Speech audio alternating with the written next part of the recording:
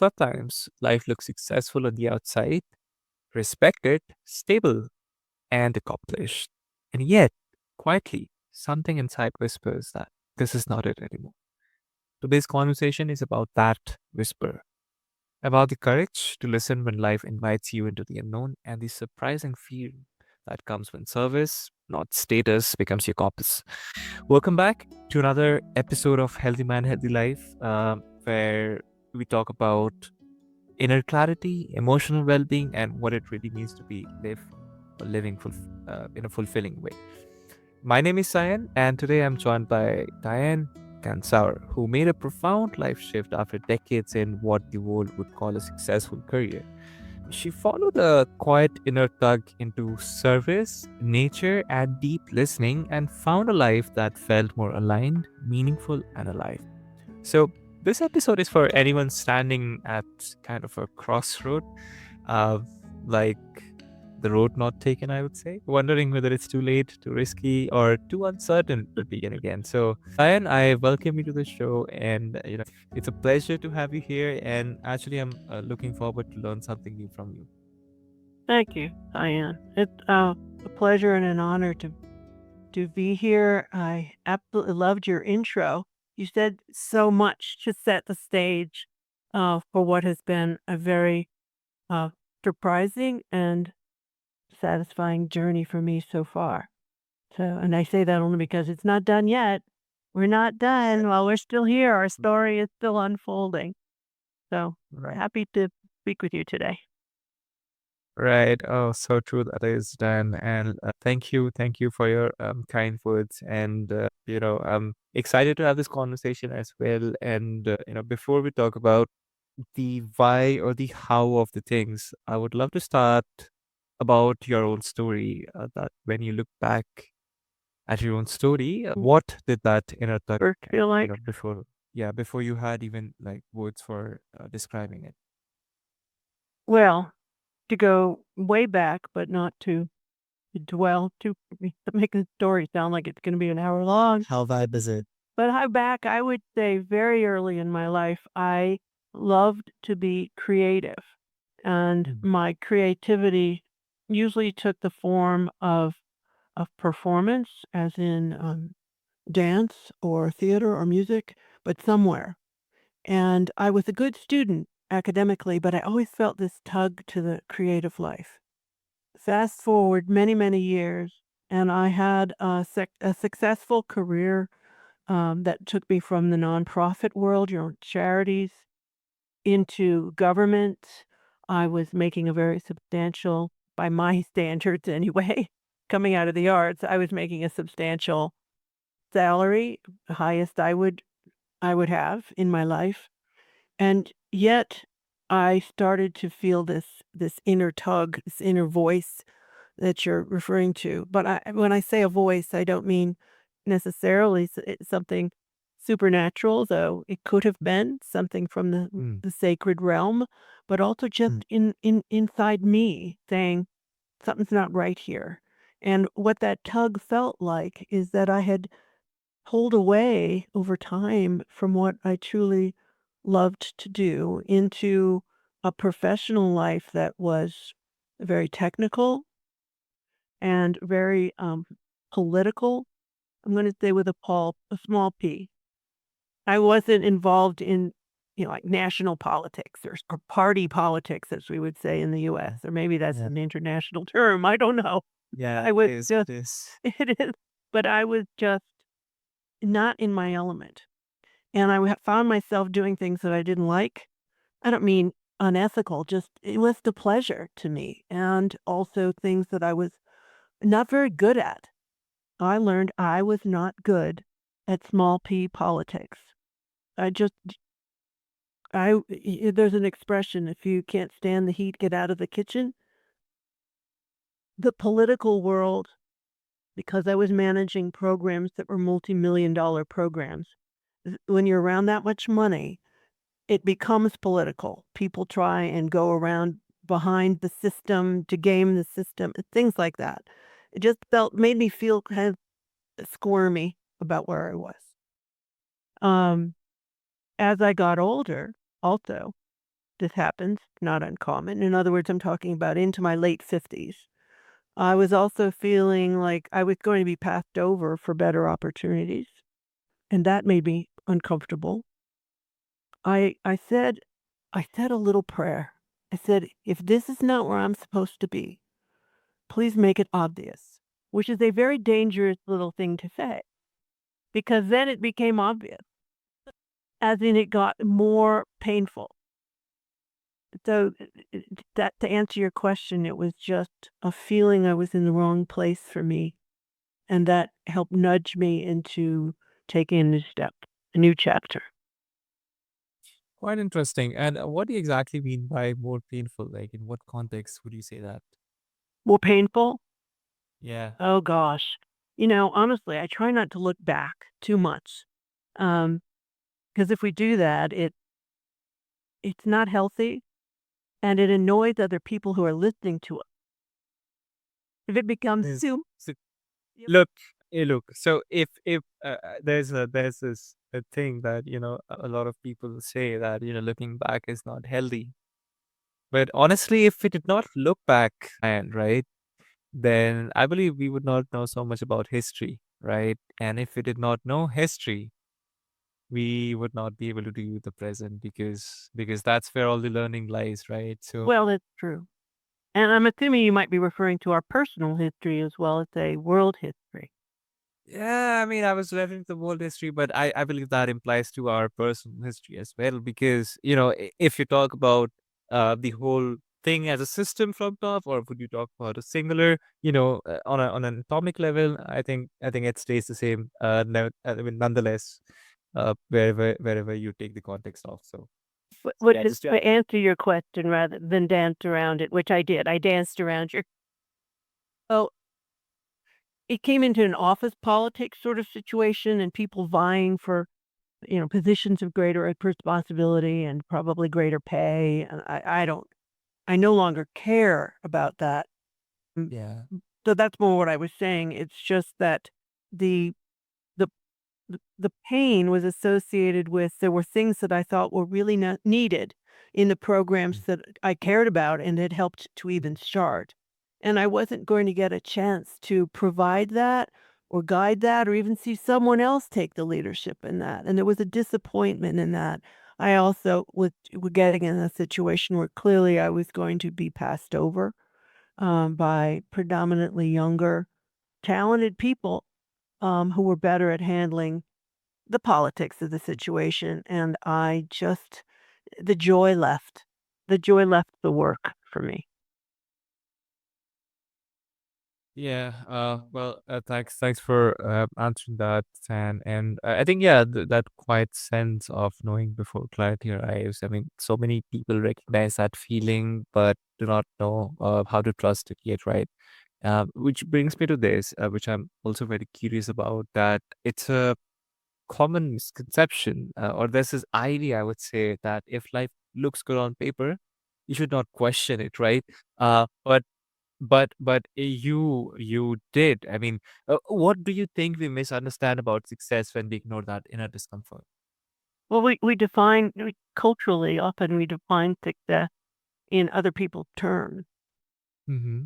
which is Ultimately, yeah. yeah, I mean, which has usually to do with, I'd say, um, achievement in one's career, success by those standards, resume kind of quality of success.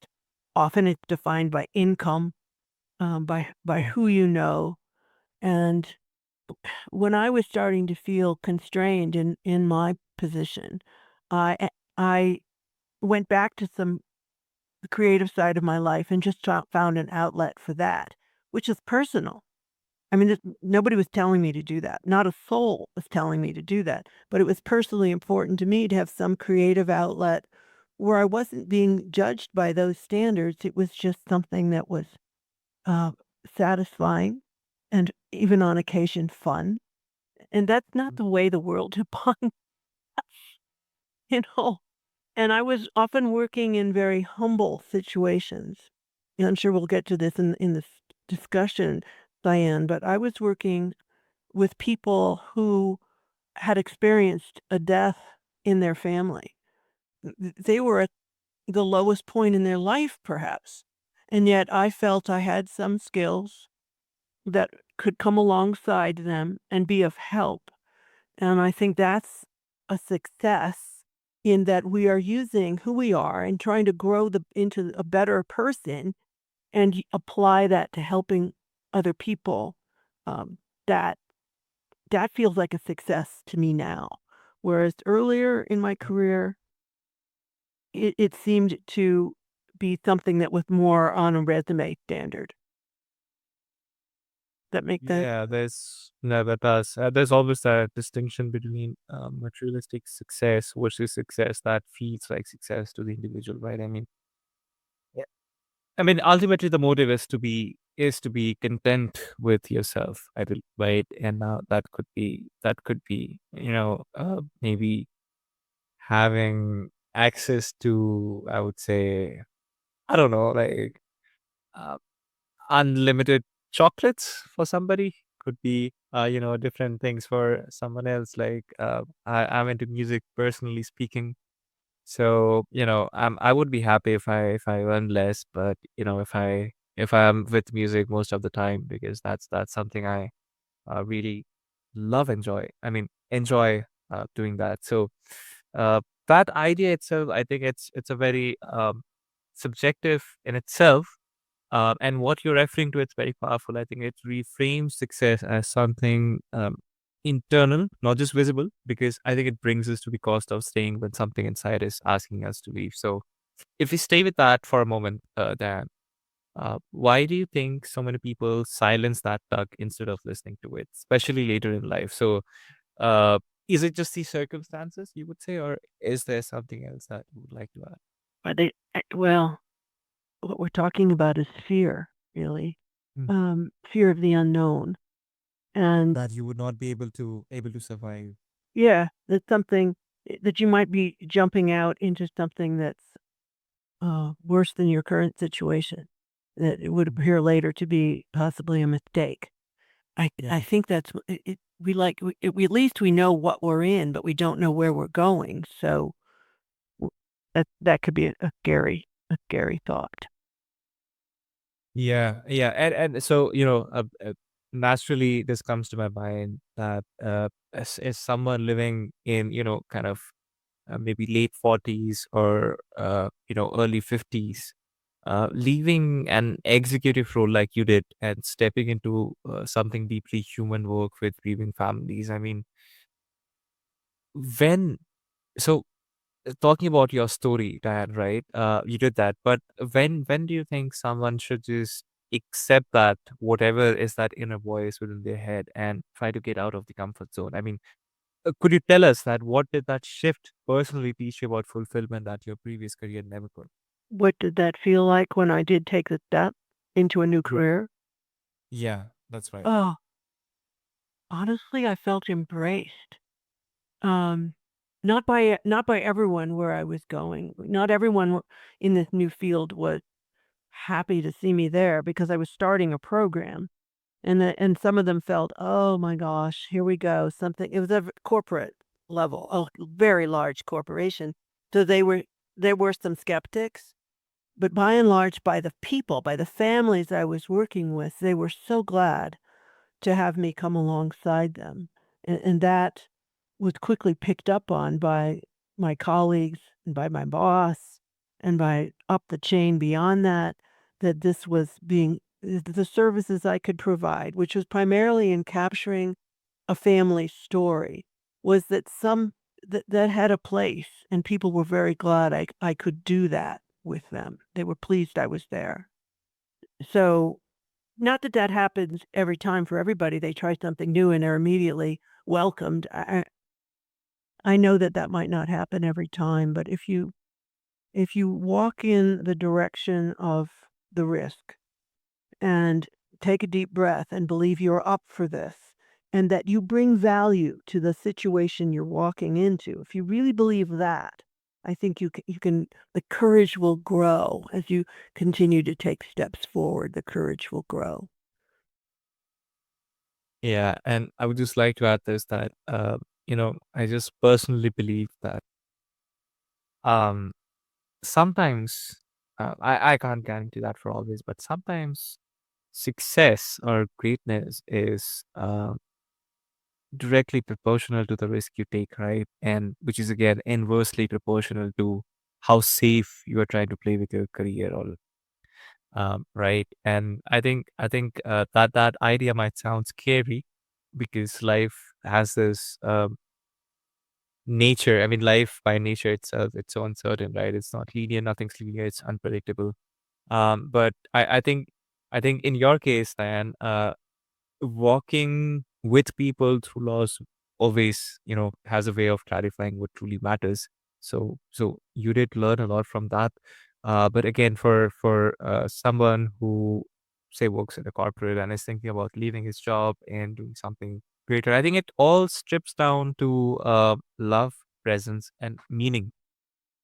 So, I Yeah. would like to frame it that way. But again, to make this a more practical conversation for all of us listening to us right now, you often speak about service as a guiding principle. Now, for someone listening who feels lost or restless, what is that one simple way to begin orienting life around service rather than certainty?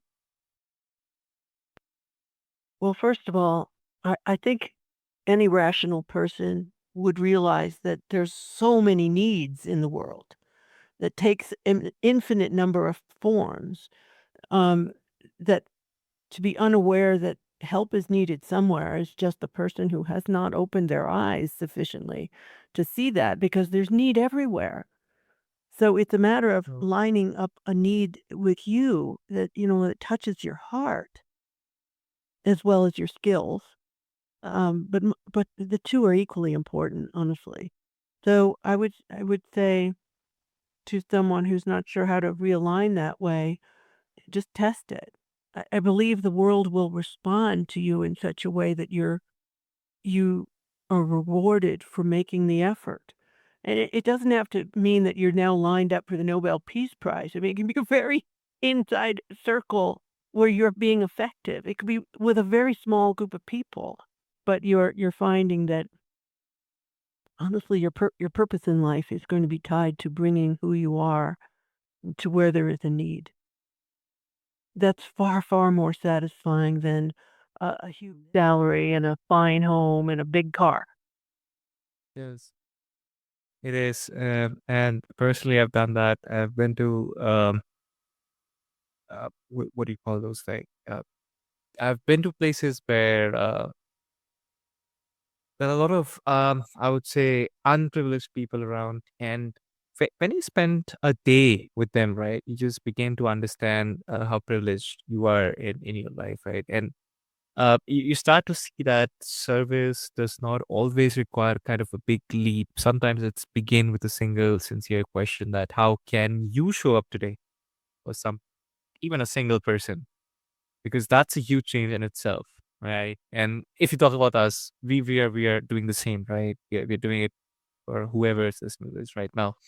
We are all doing our part. So I think that goes a long way, and that's again a very grounding approach to life in general. So, Diane, thank you so much for bringing that kind of clarity into the conversation. But before we just wrap this up, we'd love to ask this that for anyone listening who feels kind of stuck at a crossroad right now, so get back to where I started from in the introduction.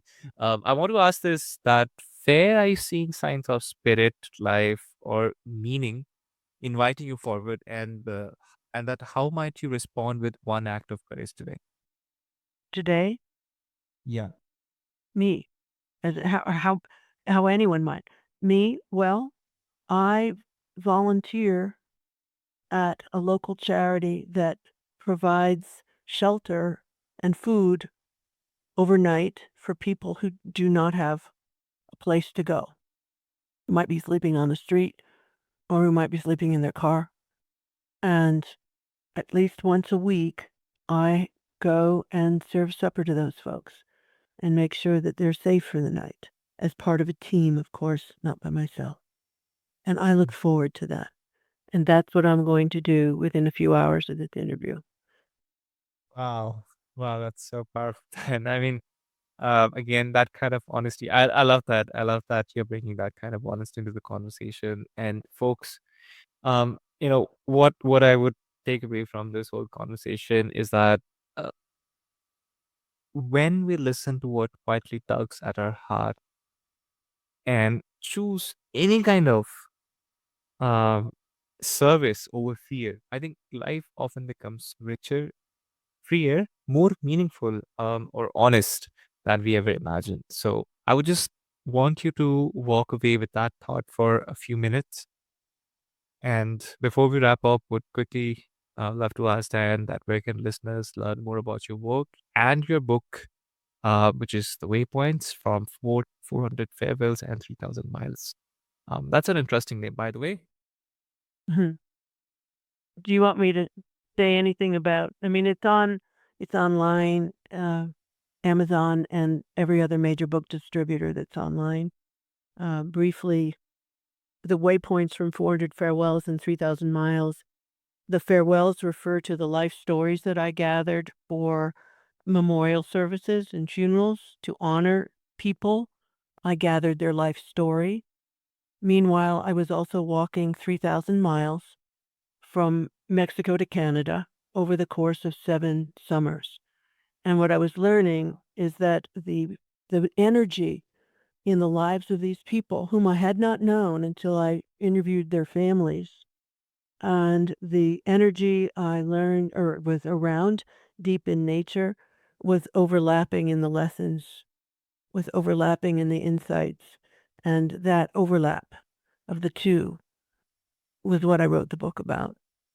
So, thank you for letting me say that. And that's mind-boggling, Diane. And how long did that take for you to write that book? I'm curious. It took just over 2 years from the time I started drafting it to the time it was published last year, last spring. Wow. Wow. Thank you so much, Diane, for I know sharing your own story of how you made that or you wrote that book. That means a lot, honestly, and definitely for everyone who's listening to this right now, I would include the links in the show notes for you so you can find book as well as Diane and reach out to her and talk with her, get to talk with her and learn more about your book. And with that, we hit today's minute mark on this episode with me, Sayan, and this was Healthy Mind, Healthy Life.